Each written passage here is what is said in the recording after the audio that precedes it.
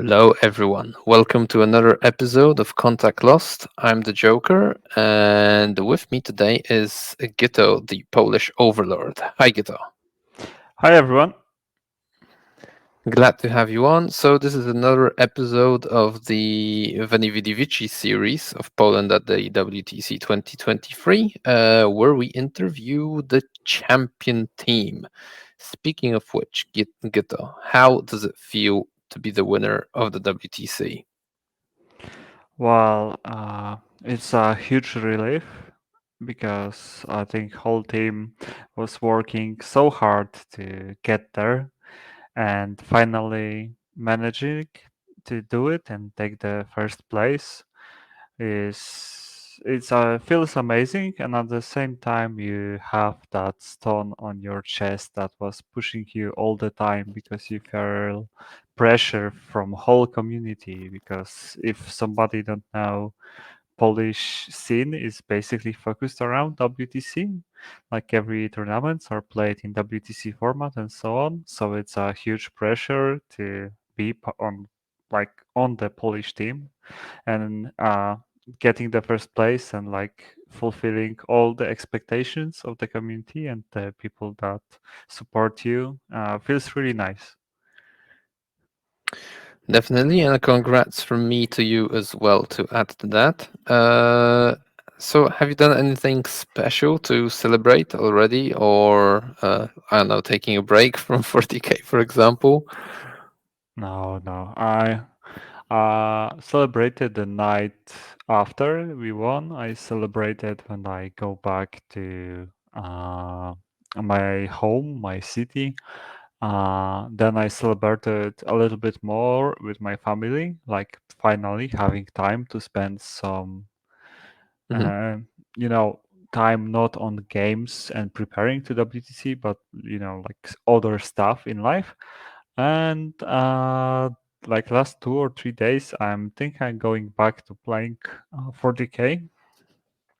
Because next year I think we still would be nice to keep the title, and as like Typhus once said, like the preparations begins the day after WTC for the next Hmm. WTC, and I really think it's true. So, you live by those words. So, do you have the ambition to go next year again, defend the Um, title? yeah. So after the event, I was like, "Oh, I'm so tired. I need to like catch a break and maybe go as a coach." Because I think like role of a coach is very, very important, and that our success showed that. And I Hmm. was like, being a player is still like bigger time commitment, and I'm not sure if I want to do it again. But like then I get some rest. I spend some time with my family and loved ones, and I feel I want to do it again, even though I know it's gonna be so exhausting. So, batteries recharged, the Tomb World ready to rise again. Yeah. And going at it. Right. So this was your second WTC in your career. So I have to ask, which one made a bigger impression on you? Was it last year's event, or because it was the first one, or maybe this year's? Because I feel and I hear that it's actually grown and improved quite a bit. Okay, so for me personally, uh, last year was even more stress than this year, and I have it like more imprinted in my memory Hmm. because I was stressed out. If I like, am I good enough? Am I ready for this? And this year I approach it with a little like much calmer mind. Like I was still exhausted from all the preparation and like it's a huge time commitment and so on. But this year I think I approached it like more calmly, and it was a great thing to see all of those people, and it was very nice to see that it's catch some more popularity. But Mhm. in the end, I think like the first time impression was bigger on me. Like, don't get me wrong, this year was super. Like, it's the best event to attend in the year, and like it was amazing. Like meeting all those people again, meeting new people, making friends, playing some top level 40k.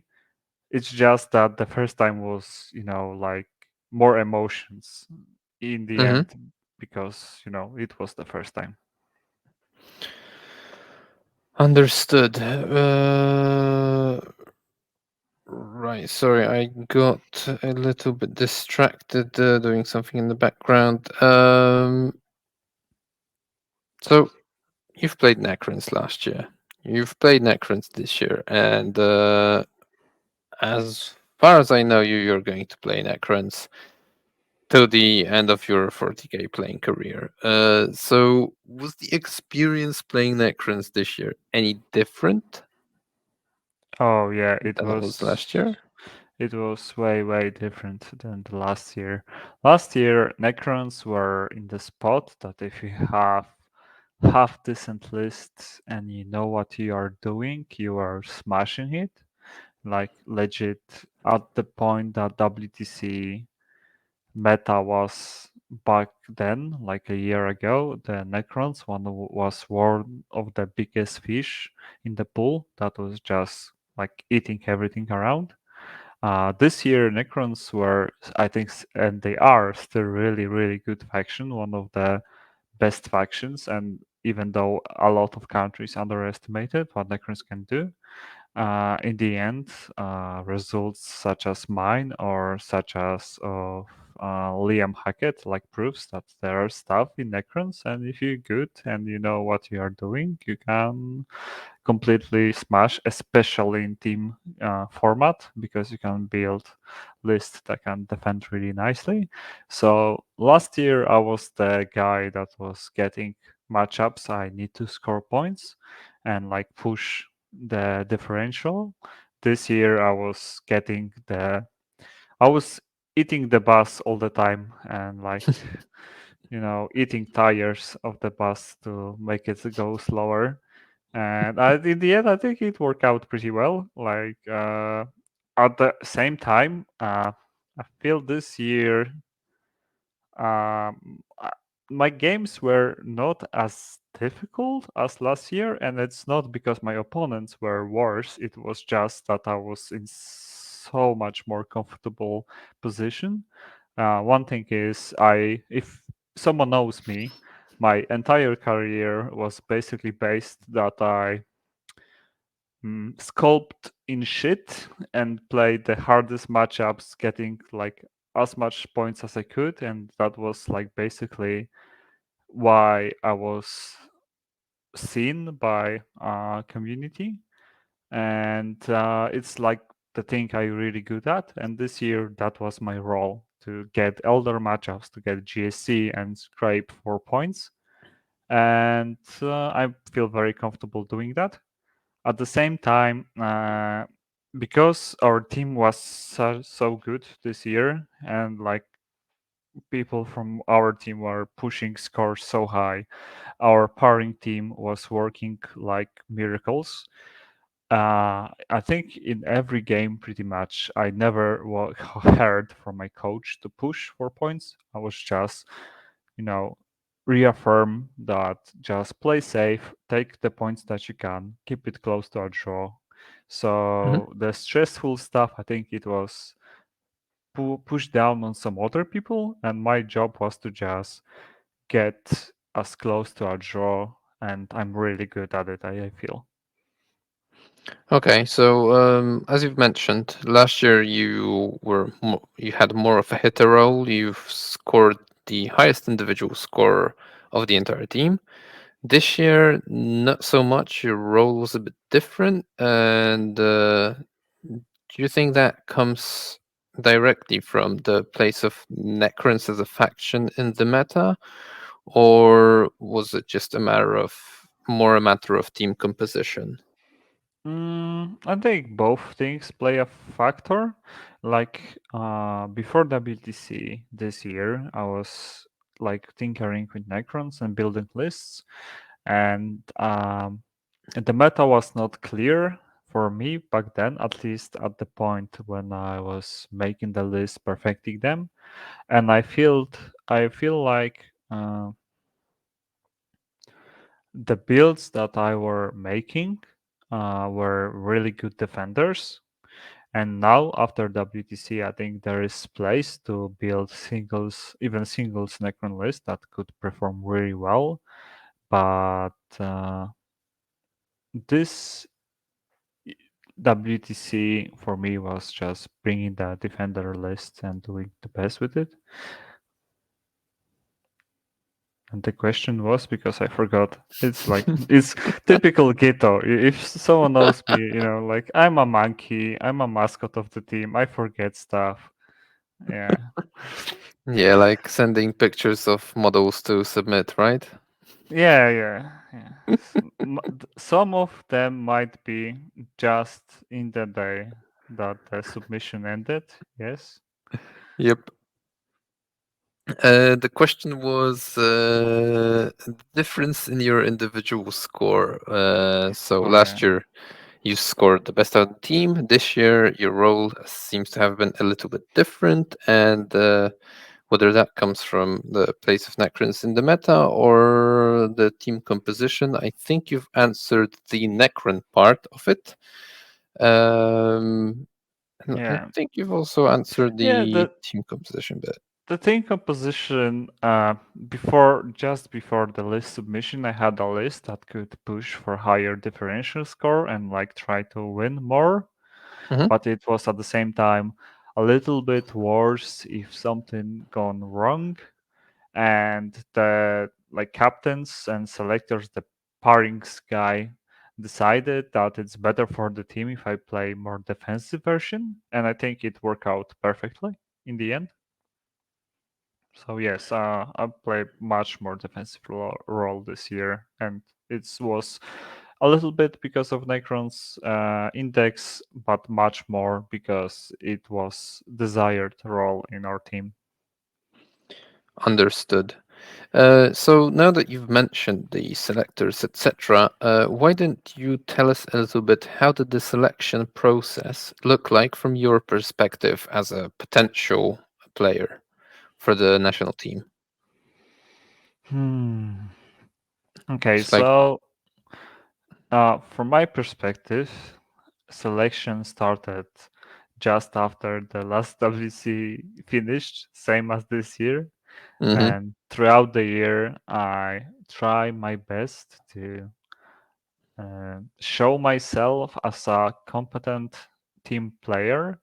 And I try to show as much dedication as time and money allows me. So as going out with Team Poland on other teams that were like composed of Team Poland players onto international events, then I tried to take like active uh, role in TTS scrims against other countries.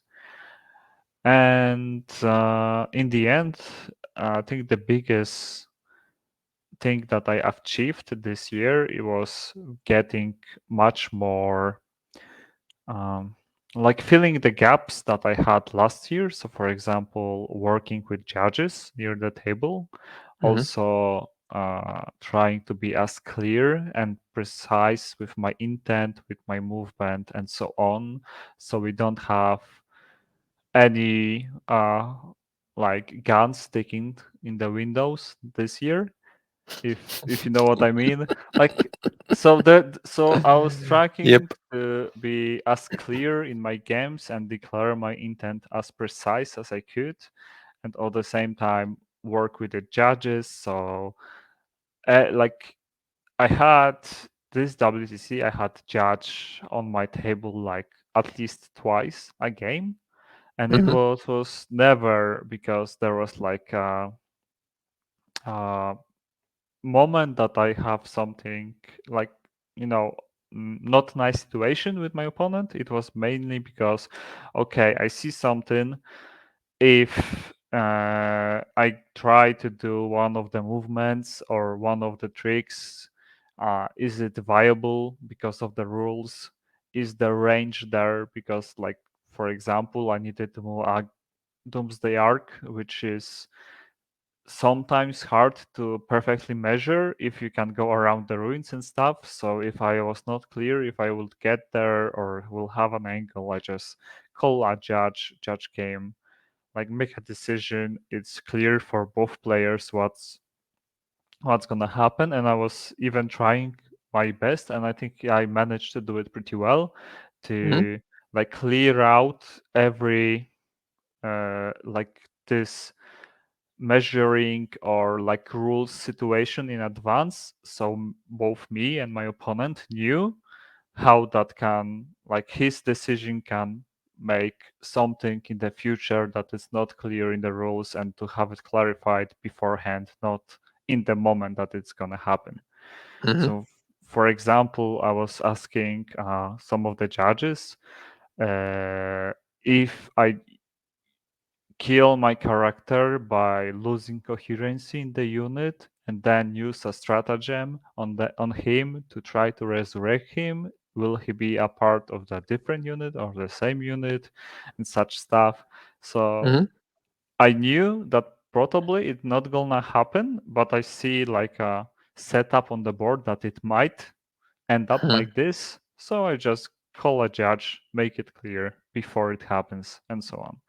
Yeah, you want to be prepared. That sounds like a pretty valid question, but the line of sight and the angles, etc., did you not get a beer fine for asking those kind of questions? No, no, no, no, no. I think, like, I didn't do it just to do it. Like, I Hmm. call it judges when it was like very, very small amount of, like, mm, the precision needed to be really exact, and there was, like, half an inch missing if I'm in or out, and so on. So for example, there was a situation when the enemy hornet could go on our objective next turn and try to burn it, because we were playing the mission that you're gonna destroy your objectives. And I was like, okay, do I need to kill this hornet before he does it? And I was not sure on the movement, so I called a judge, because, like, me and my opponent was not sure, because it was very close, but, like, not, like, you couldn't be sure one or the other, and we both with my opponent just called the judge. Judge Hmm. make a call out. Okay, your opponent can't get on the object, just get on the objective. So okay, I will kill that hornet, or at least try to do it. So, like, I was only calling the judge when it was uh, not as every single time, but it when it Yeah, was like I very, get it. very small, like, margin of error. Yeah. Right. And okay, so we talked a little bit about the selection process from player perspective. What about the actual preparations after you knew you were on the team? And I'm asking that because last year there was a moment in time when Necrons weren't an obvious pick, and I remember you played with Imperial Knights or something like that for a Hmm. little bit. Uh, how did it look like this year after 10th dropped? Was it like already obvious that Necron good and who else to play the faction, or was there some debate of you playing a different army? Hmm. Yeah, so it was quite obvious when the 10th edition dropped that Necrons are good and they will be in the team. Like, when we are playing our test games, the builds with Necrons I was presenting, I think, managed to do really well. But at some point, we were really struggling to pick up an eighth army, like the last army, Hmm. and I make a suggestion that if it's necessary, because we were really struggling to get the last army, that end up being Tau, but, like, it was before the Tau was a thing, and before we were like, we are not sure about CSM, We are not like Chaos Space Marines. We are not sure Mm-hmm. about Tyranids and so on. I want I make a suggestion that I can play, maybe try to play Tyranids as an army. So Crazy would use Necrons because I think Necrons were quite solved at that point. Like our team composition was quite sure what, like roughly how Necrons should look like. And this edition Tyranids play very similar that my lists in ninth edition, my Necrons list played. So Mm-hmm. you can build a list that will have a lot of chaff, a lot really good secondary play, and that will struggle on like pure force, but with the movement tricks, move blocking, like right positioning and so on, you could manage to like do wonders. And I feel it still holds up that you can build very good Tyrannus list like that with like a core of your big monsters and a lot of gargoyles and your biovores to do actions and secondaries. But I feel it needs a lot of time to prepare and a lot of time to figure out and a lot of time to have practice with to perform on like WTC level with it. Mm-hmm. And the time was just not there. Like the edition dropped, the schedule for when we submit the list and when we gonna playtest them was really short. So in the end, we dropped that idea, especially also because Eldar were smashing the nits so much, and then the GSC were a big problem in the list that I was talking about. Mm-hmm. That having those two armies just prey on this list was not desirable, especially when we thought about what, like later on we found about what Tau can do, or what I think Tyranids in the end was pushed back into Crazy's hands. And like overall I think we go back to the idea I was gonna play Necrons and Crazy's gonna be like the flex spot, Mm-hmm. because I saw the potential in the list, but if someone knows me, I need to play actually a lot of games to keep on my highest like potential. I actually need a lot of practice to be good, and that there is just not enough time for me to do it with something else that are not Necrons. Mm-hmm. So we finally like decided that I will go back to Necrons and Crazy is gonna pick like the last spot. And for some time, I think it was Tyranids, and then on the last like second after the tournament in Międzyrzecz, when we have some other national teams invited, it end up at Tau. Right.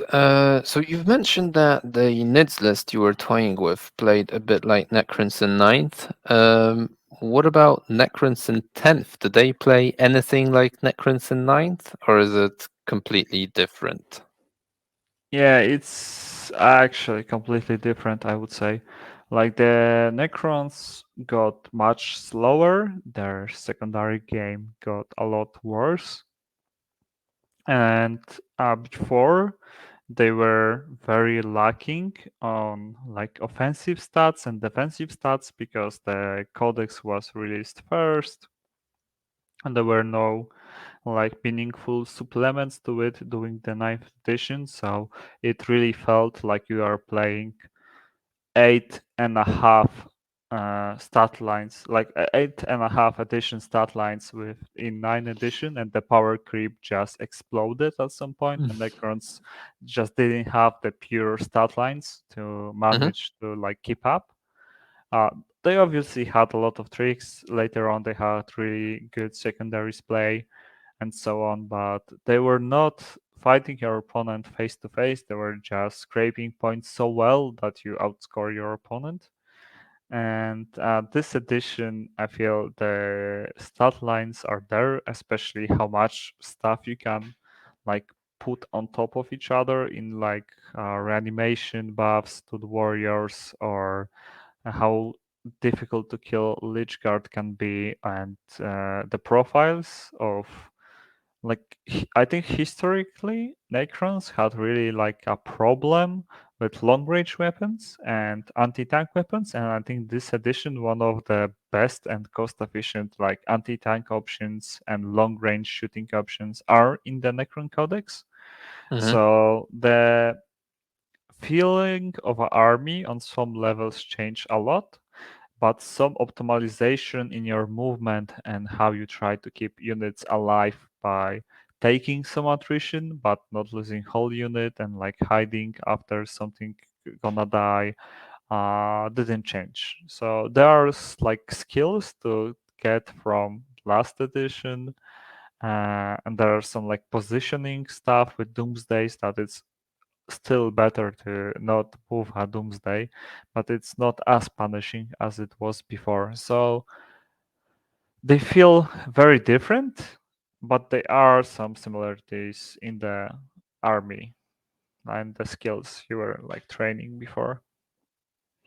Mm-hmm.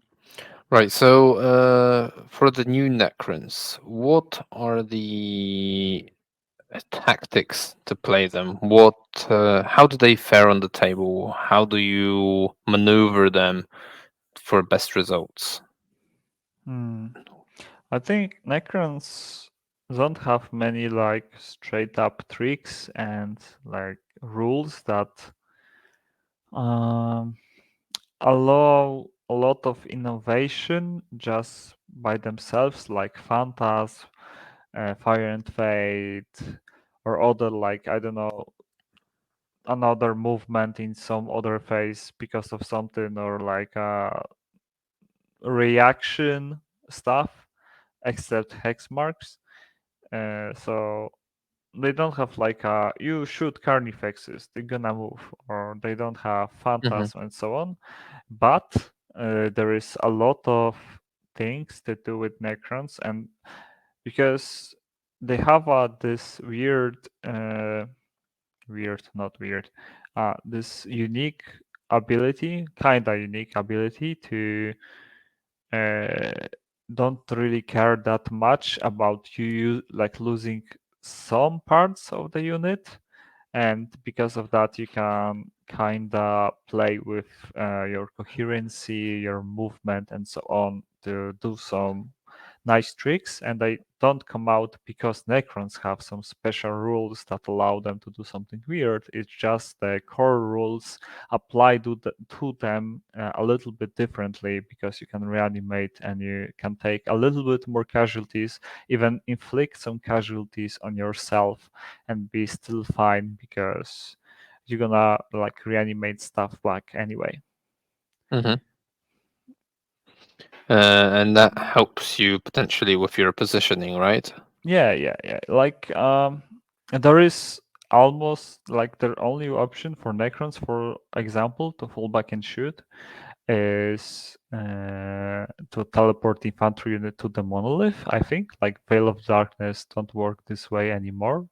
Mm-hmm. Uh, so very often to get out of combat and not to fall back, you need to like kill certain models in the unit, so you lose coherency and then parts of the unit gonna die, or you beforehand position your doomsdays in such a way that they gonna shoot outside of combat into something else, or you have I don't know, like I didn't play this list on the WTC, but I have like 3 doomsdays list now, and Mm-hmm. it's very important in it to position your doomsday in such a way that when you're gonna get tagged, like by I don't know, like all of the doomsday is gonna get tagged, and to the trick is to position them to have angles on your opponent and on the same time have angles to each other. So if you fall back one of them, two of them can kill the unit that was tagging one of them, and so on and so on. Like there are a lot of like I think Necrons really awards a player a nice positioning and knowing how to mm, where your opponent gonna end up on the table next turn and force him to do stuff and be in the places he needs to be, for example, to score secondaries to try to push you back and have tools in place when he gets there to just be ready for it. And it's a lot of like pre-planning and thinking in advance what's gonna happen, what's gonna, where your opponent's gonna be at being prepared to it. Because in this edition, they are just too slow to shift on the spot. Like you cannot just, I don't know, fly your army on the other part of the board instantly. You cannot veil and fix some mistakes. If you make a mistake, the mistake is there. You're gonna get punished for it. But they have very good tools if you plan correctly and ahead of yourself and like play with rapid ingress sometimes. They can be really really good. And I think overall idea of Necrons in 10th edition is like you have your very durable front line that is hard to shift and needs a lot of resources from your usually a lot of resources for your opponent to deal with. And the important stuff is depending on your risk archetype, will you try to like punish your opponent trying to kill your front line, or you're gonna have so much front line that you're gonna push your opponent from this board completely. Okay, and in terms of the slow movement, can't you make up for it with the reanimation tricks, so to say, or you can't extend yourself that far from it to make up for lack of movement? Hmm. It really depends on the list. Obviously, like reanimating in right places helps a lot, but according to WTC rules, and that you cannot reanimate uh, to the models that were not there at the start of the, I think, phase or turn. Hmm. It doesn't really matter in most cases. Uh, you just need to, like, it helps a little bit, but it's not that huge of a difference in the end, I would say. Okay, Like, understood. yeah. Right. So, taking all that in mind, what are the predators in the meta for the Necrons, and what factions are the prey to the Necrons that you want to be paired into? Well, it depends if you're playing singles or team format, but as we discussed in WTC, I'm gonna focus on the team format and like having a 9 points into Eldar. I don't think you are prey for the Eldar. The Eldar is prey for you, right? Because if they get anything close to a draw, is huge loss for them. It's a loss for them. Yeah, you could say that. Yeah, so the army that especially my list struggled really bad into were Castodes, especially on their table, and especially because basically my list had one turn Hmm. when the Castodes like committed to do a lot of damage and maybe then uh, push from that situation. So. mm, Like not every Does the Custodes list is a Yeah. problem into Necrons. It's basically the list with big blobs of Guardians, especially with the Trian. Uh, like they are just so insanely good against Lich Guards lists. And if you're not bringing some Zetans to like slow them down, bug them down, and slowly try to kill them, and maybe like get yourself into a situation that you heal faster than they killing you. Mhm. It's really rough against like list with big custodies blobs. Other than that, I don't feel like any other army had like a huge winning matchup into Necrons. Mm-hmm. Like you can manage GSC lists, you can manage Eldar lists. Like especially Eldar, my list was designed to prey on the Wraith Knights. Like I got enough heavy destroyers and enough Doomsdays to just kill Wraith Knight pretty easily in one turn. Mm-hmm. Uh, the only and also the ranges were so great that on some deployments, especially if I would be choosing table and I would like it's counter in like it's not the first idea that comes to mind, but I actually against Eldar would pick the table with little or like they're like as little big ruins as I could. Mm-hmm. So the first time your elder opponent gonna leave his deployment zone and his big ruin that he has in his deployment zone, and he moves more than he can phantasm back behind it, his red knight gonna just die. Mm-hmm. So it forces your opponent to play a game when his biggest asset is not really performing as good as it could.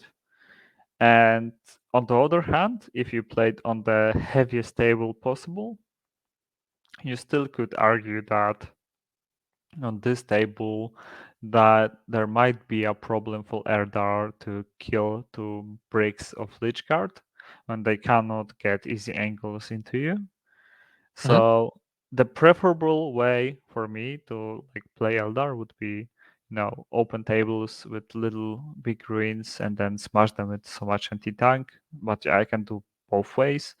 Then you play GSC. I think Necrons into GSC are surprisingly good. And it doesn't matter if your opponent have aberrations or not. Like basically they have either gonna play very defensive game and try to like get to a draw or try to send it and go for a huge flip that in if you position yourself right you should win.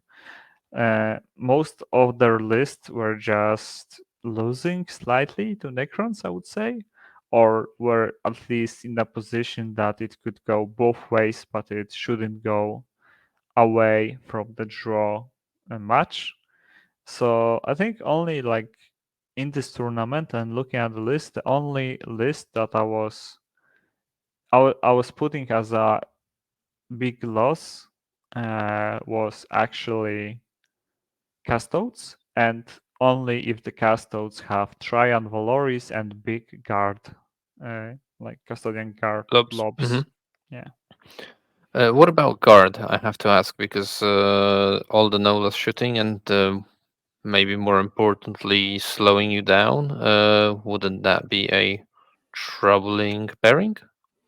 Uh yes, from one side, obviously the no loss shooting and the slowing down and the ability for guards to just kill a reanimator as fast as they could would be a problem. But at the same time, they kill you like Lich Guard are so durable that guard kill you a little bit too slow for you not to score points, and at the same Mm-hmm. time Necron's lists have a lot of lone operators, and the lone operators also resurrect, right? Because you have stratagem to resurrect your characters. Mm-hmm. That is, I would say, a drawish matchup. Okay. Just purely on that it's very hard for your guard opponent to table you very quickly, and it takes time to push you off the objectives, and like at the point it happens the game is pretty much solved. Mm-hmm. So I don't think that was a huge problem. Obviously you prefer to go first and like push your lich guards as far as you could, but at the same time like you put your shooting into reserves, he really need to take like cautious steps not to lose his frontline units, the units are gonna play for objectives. So I think it's a drawish matchup in the end. Okay. Okay. Good for the Necrons. What about any good pairings? Are all the other factions good pairings? If scraping 9 from Eldar is a good pairing, then I mean, it depends. I mean, the one list that could be a problem for Necrons, maybe in theory, but in the practice, I don't think it's a huge problem if you have enough anti-tank, would hmm be Thousand Suns with a lot of like MSU Thousand Suns on one hand. On the second hand, the bricks of Lychguard are very, very hard to shift by Thousand Suns, and you have enough assets to kill like Magnus. So, like, this matchup could go a little bit worse if Magnus rolls too many 4-ups. hmm But I think like Thousand Suns player needs to commit a lot of his cabal points, a lot of his CP to actually deal enough damage, like meaningful damage to Necrons that they just don't reanimate and don't care. So it's I think difficult matchup, but it's difficult both ways. And other than that, if you are prepared with Necrons, I don't think other matchups are big of a problem. Like I heard, Deathwatch is supposed to be very good into Necrons because you can wound Lichguard onto plus, hmm but I played like 3 or 4 practice games into them. I played like 3 or 4 practice games into them, and I never got below like 9 points because hmm on the other one hand, they are very very good into just killing Necrons, but they are not so good. They gonna table you in like 2 turns, and at the same time, if you rapid ingress your Doomsdays when you position your shooting very well, they are so squishy that just the blast with hitting on twos, wounding on twos, and fury roll to wound and fishing for those sweet mortal wounds will just decimate them in the end. Okay. Okay, well, sounds like Necrons are a faction to fear, actually. In general, unless you bring Elda and can scrape away 11 points for a slight win. So, applying theory to practice, having in mind all that you've just said, did any games or pairings during the event catch you by surprise? Mm, okay, so catch me by supplies, or do I make mistakes and get punished for it? Because uh, there. Both, maybe? Okay, so I had 2 games that I'm not very proud of. hmm Uh, one of them was turn one in pots against South Africa, and I think I respected my opponent's damage output too much with my Lich Guard, and that became like I got to the situation when I was pushed from objectives for turn too much, and in the end, because the disappearing markers were very skewed in my opponent's favor because he deployed his biggest assets on the side when the last marker was disappearing, and I was deploying in the middle and on the other side, like my two Lich Guard blobs. And I make a like when I we because you first you deploy, then you see which marker is gonna disappear in what order, and the moment I saw that the one of the Lichguard blobs will have like a marker to fight on for only 2 turns, I think I should have just Veil of Darkness this unit on the other side because I was like deploying the unit without Veil of Darkness in the middle so he can go both ways. And the second one was on one flank and within the intention to teleport on the other flank when I need to. But I got tagged before I could do it. So like there was a game I was just playing it too safe and more like you would play with Knife Edition Necrons.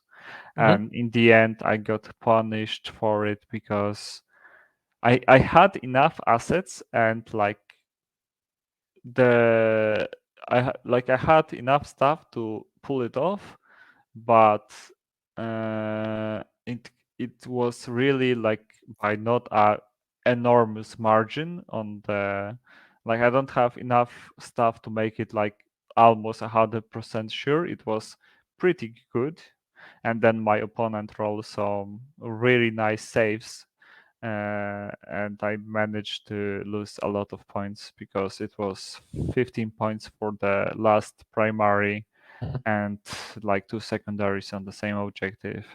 So I misplayed because I played like not uh, not aggressive enough, because like the turn my opponent put all of his orcs into my Lich Guard and bounced horribly. Like he killed like I don't know 4 or 5 Lich Guard. Mhm. I was like respecting his damage output too much. I should have just forced him to get this fight more early, and then like push back against him, like get time to dig out from all of the stuff he pushed out against me. Mhm. And the second game was against Grey Knights.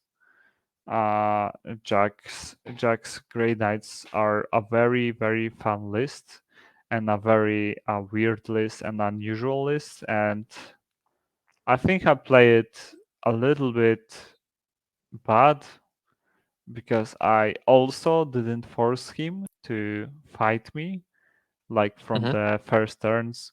I also like play it too safe. Don't like I was too scared to losing maybe one Lich Guard unit that I should still probably will not lose if I position myself good enough. But I was too scared to losing maybe one of my Lich Guard units that I don't allow my shooting to deal real damage to my opponent. So I was surprised how tricky that list is on the table, because I knew the basics of this list. I knew roughly how would it play, but I never played a game against it. So I was a little bit Mhm. surprised on the table what tricks, and like I knew his toolkit, but I don't didn't really know implications and what actually it's gonna mean on the table in Mhm. some like specific situations. So yeah, I was a little bit surprised about that Granite list, but it was still a lot of fun. My opponent was very very nice, and we have I think a pretty cool game. But looking back at it, I think I could perform better. Was simply by killing my unit, or like not caring about my unit that much. Okay. But that those both sound like more things you would have played differently rather than something catching you off guard.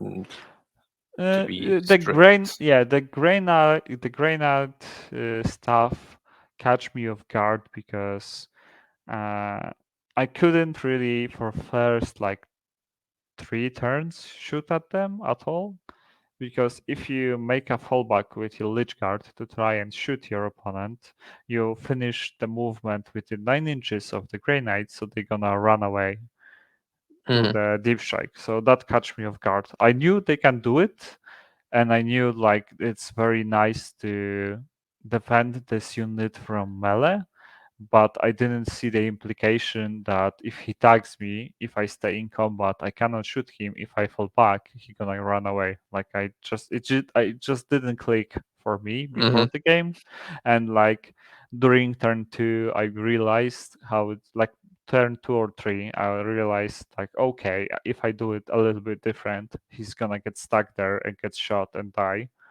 But it was already too late. Like the score was already set. And also the second thing I was like surprised is how hard it is to do some like to play secondaries into this grenade list.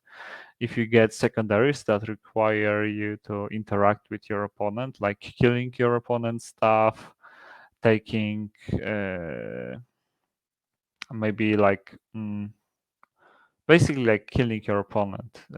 This Mhm. list don't really like, if don't want to, we will not die because it will just run away if he position himself good enough and like anticipates stuff that could happen. So I think I should have picked fixed secondaries. and just force him to commit into me, and then with the coherency tricks just kill myself enough to shoot him back, and the game would be much easier to play. But I think like there were some lists like the Grey Knights of Team USA and the Necrons of Team Australia that were really preying on your opponent, not knowing exactly what he needs to do. And if you make like one big mistake or like average mistake, you will get very, very hard punish for it. Uh, Especially I think it was the case with the Necrons list. The Grenade list was you're gonna get punished for it, but it wouldn't be like game ending stuff. It was just be like tilting the wind towards the Grey Knights. And yeah, I was surprised by how some things played out with this Grenade list. Okay, we'll go into more detail on that game in part two. That is, if you've got any left. Yeah, I But have plenty. oh, good. Oh, good. Keep it for part two, please. I will. Uh, I will. so, would you say that your list did what it was designed for the team? Yeah. I think it worked perfect as a defender and as a tool to like stop GSC and Eldar. And I remember Typhus going around the tables and having a laugh at me that I eat a bus again and again.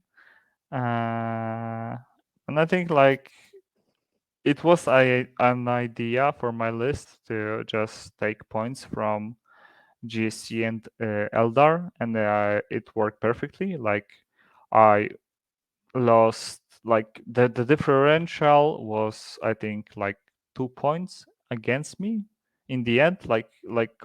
Adding up all the GSC and Eldar list, I think I lost like 2 points, Mhm. like from the 10-10. So then 2 or 3. So it was very very good. Like as the role. Mm, definitely. So it wasn't punishment for losing the first game against orcs, being thrown uh, under the bus. uh, no. I think it was the intention, I and love how you hesitated before yeah, answering. a little bit. I was I was about to say I was embarrassed by that defeat, but I think it would be a bad word. Uh, I was proven that there is more good players outside of Europe, UK, USA, and Australia, like that the newcomers that came to WTC this year, like are no pushovers. Like you need to Hmm. respect them, and I think I didn't put enough effort before the game to prepare against this orcs list and how far I can push it. And then because of like random stuff that didn't go my way, I like get punished for it, like not preparing enough against it. So I think it shows how much preparation you need to put into every game, and like how hard you need to analyze pretty much any game at WTC, especially if you don't playing the easiest factions in the game. I look at you, Eldar. Yeah, Yeah. definitely. And I think the level of uh, the game of players is constantly rising. I mean, and I'm just saying that looking from at the event from a results-driven perspective, but there are so many draws between teams, etc., that it really feels like everyone's out there to win to get a really good place. Um, right, we've got a question from Dick from Team Netherlands actually, and he's asking, would you change anything about your list in hindsight? Act perhaps is his question to be Mm-hmm. exact. Okay, so I was really disliking the Transcendent Titan with Feel No Pain before the event, Hmm. but uh, when the like FAQ dropped or the balance thingy dropped and they get reanimation, I think it skyrocket how good it get.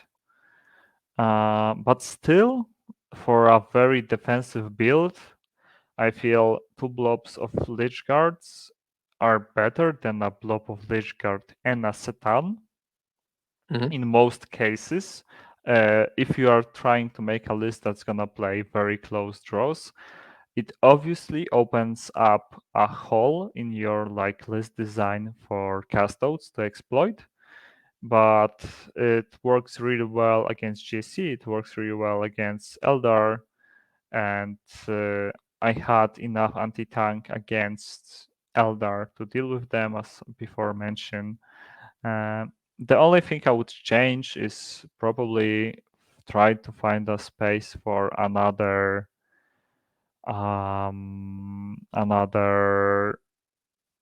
hex mark Hmm. because they are so good and I knew it, and my list before the last version before WTC had 3 hex marks, and I feel they are so good that you should keep it, and I drop it because I wanted to have a little bit more anti-chaff shooting. Other thing that you can do is try to fit in three Doomsdays and still have 2 Lich Guard blobs and 3 hex marks, and that list still should probably play fine. Like Hmm. I as a general idea, I don't think I would change anything much. I would just adjust some things to be a little bit better to fit that role, because it was really not the singles list. It was a very like stable defender that got all the tools uh, built in it to deal with stuff it was supposed to deal. And like playing Satan, not playing Satan is just matchup dependent. In some matchups you want the Transcendent Satan, in some matchups you prefer another brick of Lich Guard. And as I said before, playing Satan and 2 blob of Lich Guards make you vulnerable to. You don't have enough anti-tank shooting and shooting in general to play some matchups. So I will Hmm. get in detail in the like thing that we're gonna do after that, but in general, I think the list was really good for the role it played. I would adjust some things, but I wouldn't change like the core of the list. Understood. And also a congratulations from Dick to you and the whole team. That Yeah. I should have passed on. And last question, actually, for this part. What's the deal with you and the bananas? Okay, so before I answer this question, I want to also congratulate Dick's team and Christopher team and like Team Netherlands in general. I think they improved so much uh, from last year, and it's really scary to see them grow in such that quickly. Hmm. So yeah, also congratulations from me. And going back to topic of bananas, some people are really good at rolling dice. Some people are really bad at rolling dice. Maybe you saw that gif of Pumba losing his Magnus Oh yeah, because it's the best gift yeah, ever. because he just rolled 3 1s in a row, and I think he was saving that on 2 up. Still, so it was just so good to see him do it. And if he would eaten more bananas and roll like a monkey, as I did usually, it wouldn't happen. He would just still have his Magnus and score some points with it. So yeah, I feel like the good uh, bananas, especially the nice yellow color bananas, help you achieve your draws into really bad matchups. And the steady diet of bananas help you roll those 4 ups on your Lich Guard and those very juicy 6 shots on d6 on your Doomsdays to win the game. So yeah, bananas are crucial in my game plan basically. Should have saved that for the masterclass, right? Yeah, yeah. Now I'm we've spoiled sorry. it I'm all. sorry. Yeah.